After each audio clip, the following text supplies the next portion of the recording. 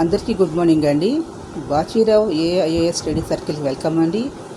ఈరోజు కరెంట్ అఫైర్స్లో మనం తీసుకున్నట్లయితే రీసెంట్గా వచ్చినటువంటి ముందా తుఫానుకి ఏపీలో ఉన్నటువంటి 22 జిల్లాల్లో 400 పైగా మండలాల్లో ఇది ప్రభావం చూపించింది. ప్రాథమిక అంచనాలు ప్రకారంగా తీసుకున్నట్లయితే ఇక్కడ 4.4 లక్షల ఎకరాల్లో వరి, పత్తి, మొక్కజొన్న, ఇతర ఉద్యానవన పంటలు అనేవి ఇక్కడ నాశనం అయ్యేటటువంటిది. అదేవిధంగా తెలంగాణ ప్రాంతాల్లో ఉన్న నాగర్ కర్నూలు, ఉమ్మడి ఖమ్మం, నల్గొండ జిల్లాల్లో కూడా వానలు అనేవి కురిశాయి. ఏపీలో తీసుకున్నట్లయితే గుంటూరు, ప్రకాశం, కృష్ణా, కోనసీమలో వృక్షాలు అనేవి పెద్ద భారీగా పడిపోవడం అనేది జరిగింది. ఏపీలోనే 100 కిలోమీటర్ల పేర ఆర్ఎన్బి రోడ్లు అనేటటువంటివి కూడా ఇక్కడ రీసెంట్గా ఈ ముందా తుఫాను వల్ల జరిగినటువంటి నష్టంగా ప్రాథమిక అంచనా అనేటటువంటిది.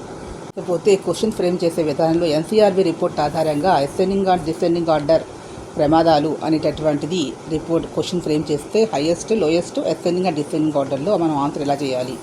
ఎన్సీఆర్బీ నివేదిక ఆధారంగా తీసుకున్నట్లయితే రోడ్డు ప్రమాదాలు, విద్యుత్ ఘాతాల వంటి దుర్ఘటనల్లో 2023లో ఇండియా వ్యాప్తంగా, భారతదేశ వ్యాప్తంగా 4.4 లక్షల మంది ప్రాణాలు కోల్పోయారు.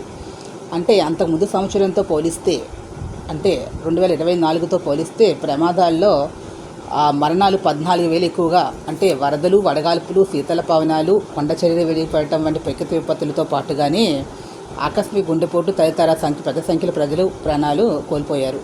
2023లో ప్రమాదవశాత్తు సంభవించిన మరణాల్లో శాతాన్ని ఇక్కడ రిపోర్టులో వీళ్ళు ఇచ్చినటువంటి రిపోర్ట్ ఆధారంగా తీసుకుంటే రోడ్డు ప్రమాదం 44.6%లో ఒకటో స్థానంలో ఉంటే, ఇతరాలు 15.9గా ఉంటే, ఆకస్మిక మృతులు 14.3%గాను, నీటిలో మునగడం అనేది 8.5%గా ఉంది. పైనుంచి కిందకి తీసుకున్నట్టు డిసెండింగ్ ఆర్డర్ కింద నుంచి తీసుకున్నట్లయితే ప్రకృతి విపత్తులు 1.5%గాను, మంటలు అంటుకోవడం వల్ల అగ్ని ప్రమాదాలు 1.6%గాను, విద్యుద్ఘాతం వల్ల అంటే ఎలక్ట్రిసిటీ షార్ట్ సర్క్యూట్ వల్ల 3.1%గాను, విష ప్రభావం వల్ల 4.9%గాను అని చెప్పి ఇక్కడ మెన్షన్ చేశారు. డిసెండింగ్ ఆర్డర్లో తీసుకున్నట్లయితే ఇక్కడ వేరే పాయింట్ తీసుకుంటే ఎత్తు నుంచి కింద పడడం కొండల మీద 5.7%గాను ఉన్నారు.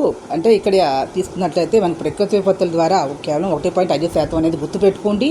అత్యధికంగా రోడ్డు ప్రమాదాలు 44.6%గాను మీరు గుర్తుపెట్టుకోవాల్సినటువంటి అవసరం ఉంది. క్వశ్చన్ ఫ్రేమ్ అత్యధికం అంటే రోడ్డు ప్రమాదం 44. అత్యల్పం ప్రకృతి 1.5 అని గుర్తుపెట్టి అసెండింగ్ డిసెండింగ్ ఆర్డర్లో పర్సంటేజ్ వైజ్గా ఫస్ట్ 4, కింద 4 ఇస్తారు.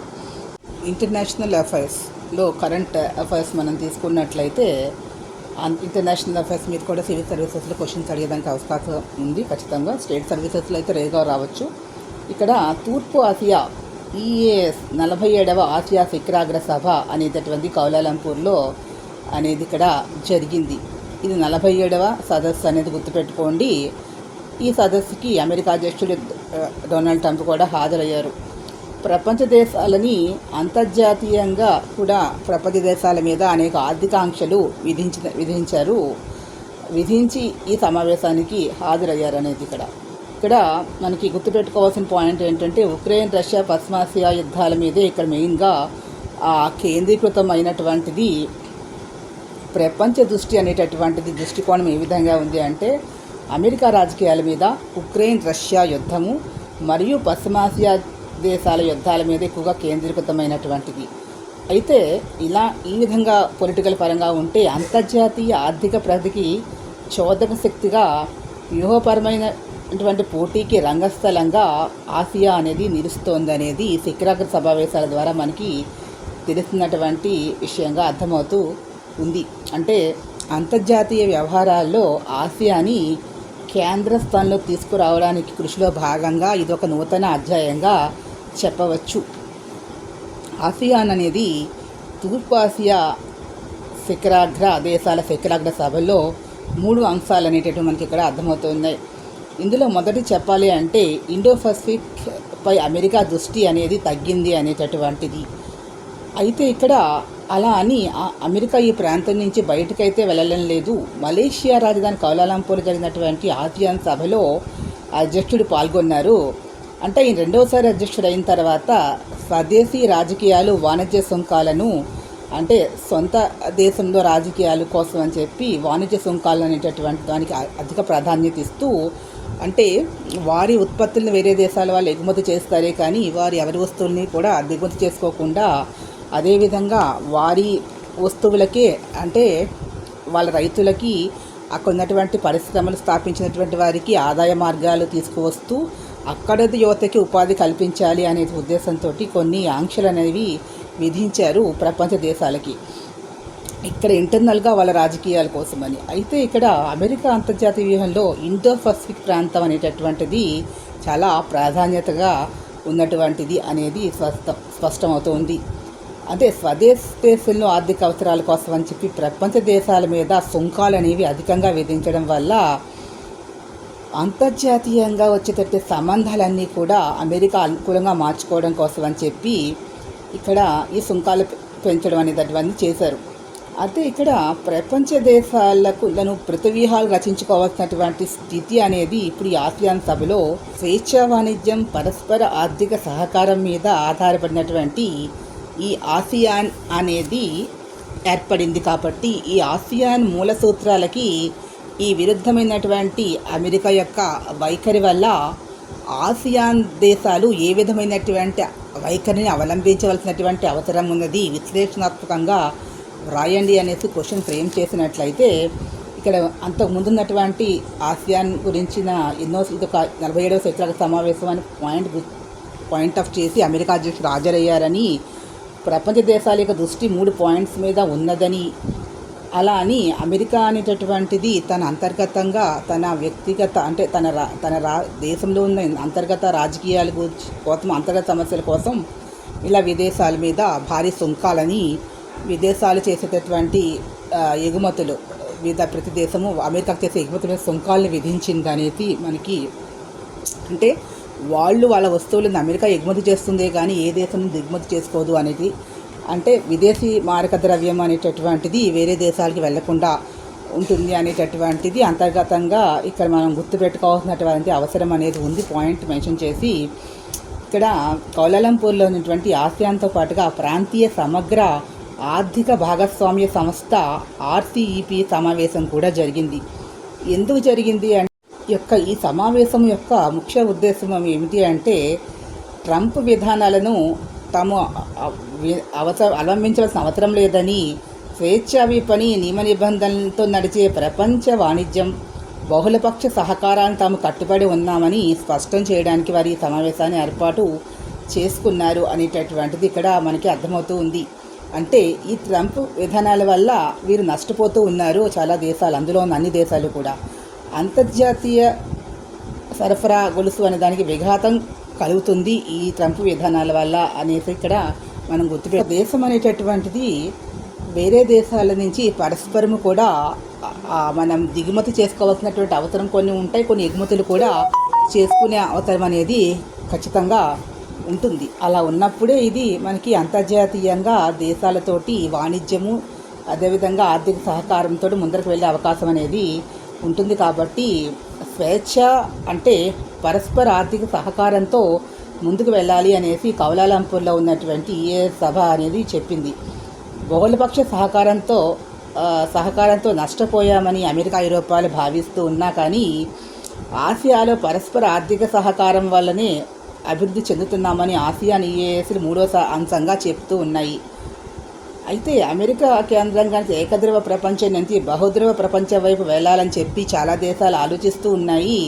దీనికి ప్రపంచంలో ఉన్న డిజిటలీకరణ, సృజనాత్మక ప్రతిభ, అధునాతన సాంకేతికత, కమ్యూనికేషన్స్, మార్కెటింగ్ పైన పోటీతత్వం అనేవి ప్రధాన పాత్ర పోషిస్తూ ఉన్నాయి. అదేవిధంగా ఆసియాన్ దేశాలు అంటే తమ టెక్నాలజీ అనేది అక్కడ ఉన్నటువంటి టెక్నాలజీ వీరు నేర్చుకొని వీరికి ఉన్న టెక్నాలజీని అక్కడికి ఇవ్వడం, పరస్పరం ఒకరి నుంచి ఒకరు నేర్చుకోవడం అనేటటువంటిది ఎప్పుడు కూడా అవసరం. పరస్పర సహకారం ద్వారా అంటే ఆర్థికంగా, సాంకేతికంగా, వాణిజ్యపరంగా, సాంస్కృతిక పరంగా, అభివృద్ధి పరంగా పరస్పర సహకారం చేసుకోవడం అనేది ఒక మంచి విదేశాంగ విధానము అనేటటువంటిది. అంటే అందరూ సమానంగా అభివృద్ధి చెందుతారు. బహుద్రవ ప్రపంచం అనేటటువంటిది ఉండాలి, అన్ని దేశాలు కూడా అభివృద్ధి చెందాలి అనేటటువంటిది. ఇక్కడ దక్షిణ ఆసియాలో బహుళపక్ష సహకార సాధనకు సార్క్, బిమ్స్టెక్ అనేటటువంటి ఏర్పడినా కూడా ఆసియానంతగా అభివృద్ధి అనేటటువంటివి లేదనేటటువంటిది. ఇక్కడ మాల్దీవులు, నేపాల్, శ్రీలంక ఢిల్లీ విధానంలో సంయమనం అనేది చేస్తూ ఉన్నారు. అంటే ఒక భారతదేశము వేరే దేశం యొక్క సరిహద్దు దేశాల యొక్క అంతర్గత రాజకీయ వ్యవహారాలు జోక్యం చేసుకోకుండా కేవలము ఆర్థిక పరంగా, వాణిజ్యపరంగా, సాంస్కృతిక పరంగానే అక్కడ ఒక మార్పు అంటే ఒక పరస్పర సహకారం అందించుకోవాలి అనేటట్టు నూతన విదేశాంగ విధానాన్ని అవలంబిస్తూ ఉంది. ఇటువంటి విదేశాంగ విధానం అనేటటువంటిది చాలా మంచిది దేశానికి అనేటటువంటిది పాయింట్ చేస్తూ, ఏ దేశమైనా సరే వారి దేశంలో యువతకు ఉపాధి అవకాశాలు లభించాలి, ఆర్థికంగా దేశం ముందరికి వెళ్ళాలి, అభివృద్ధి జరగాలి, విదేశీ మారక ద్రవ్యాన్ని ఆర్జించాలి. పెద్ద పెద్ద ప్రాజెక్ట్స్ వచ్చినట్లయితే అది వేరే దేశం వాళ్ళు వచ్చి భారతదేశంలో పెట్టుబడులు పెట్టాలి. అప్పుడు ఇక్కడ చాలామందికి ఉపాధి అవకాశాలు లభిస్తాయి. భారతదేశానికి పన్నుల ద్వారా కూడా అధిక ఆదాయం అనేది ఇక్కడ లభిస్తూ ఉంటుంది. అదే విధంగా వాణిజ్య విస్తరణ అనేటటువంటి చాలా ముఖ్యమైనది. ఆర్థిక వ్యవస్థ బలంగా ఉన్నప్పుడే వాణిజ్యం అనేటువంటిది అభివృద్ధి చెందుతుంది. ప్రధాన వాణిజ్య భాగస్వాములు అమెరికా, చైనా మధ్య పెరిగినటువంటి ఆర్థిక వైరం వల్ల ఢిల్లీ అనేది కూడా ఇబ్బంది కలుగుతూ ఉన్నటువంటి భారతదేశానికి. ప్రపంచంలో 2 అతిపెద్ద ఆర్థిక వ్యవస్థలు అమెరికా, చైనా. అయితే ఈ భారత్ అనేటటువంటి ఓర్పుగా ఆ యొక్క వ్యాపార బంధాన్ని అన్ని దేశాలతో కూడా స్వేచ్ఛ వాణిజ్య ఒప్పందాన్ని గౌరవిస్తూనే అంతర్జాతీయంగా ఆసియాన్తో వాణిజ్య సంబంధాలను పెంచుకుంటూ డిజిటల్ మౌలిక ఉత్పత్తులను విస్తరించడంతో పాటుగా కృత్రిమ మేధ, ఆర్టిఫిషియల్ ఇంటెలిజెన్స్, అదేవిధంగా మెషిన్ లెర్నింగ్, అదేవిధంగా సముద్ర భద్రతతో పాటుగా సాంకేతిక వినియోగంతో పాటు ఇక్కడ క్వాంటమ్ టెక్నాలజీలో కూడా భారతదేశము వేరే దేశాలతోటి సామరస్యపూర్వకంగా అనేది ఎక్స్చేంజ్ ఆఫ్ నాలెడ్జ్ అనేది షేర్ చేసుకోవడం అనేటటువంటి చేస్తూ అభివృద్ధి పదంగా ముందరికి వెళ్తూ ఉంది. విదేశాంగ విధానము అంటే ఎలా ఉండాలి అంటే, సరిహద్దు దేశాలతో కానీ, భారత ఉపఖండంలో చుట్టుపక్కల ఉన్న దేశాలతో కానీ, దక్షిణాసియా, ఆసియాన్ దేశాలతో కానీ, ఐరోపా, అమెరికా లాంటి దేశాలతో కానీ, ఏ దేశమైనా కూడా ఆయా దేశాల యొక్క అంతర్గత వ్యవహారాలు తలదోచకుండా కేవలము దేశం యొక్క ఆర్థిక అభివృద్ధి, సంక్షేమానికి, ఇక్కడ అభివృద్ధికి, డెవలప్మెంట్కి,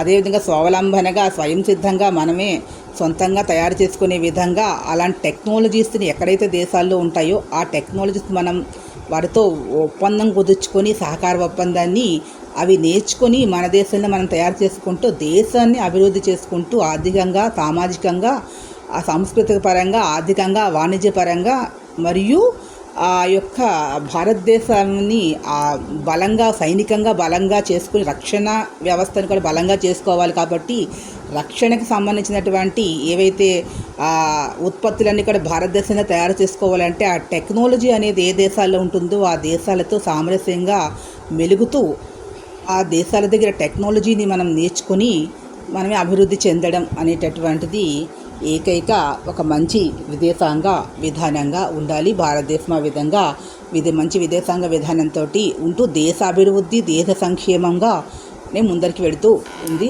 అనేటటువంటి చివరిగా పాయింట్స్ నోట్ చేయండి. ఈ వీడియో మీకు నచ్చినట్లయితే ప్లీజ్ సబ్స్క్రైబ్ మై ఛానల్. మరిన్ని కొత్త వీడియోతో ముందుకు వస్తాను. Thank you to all.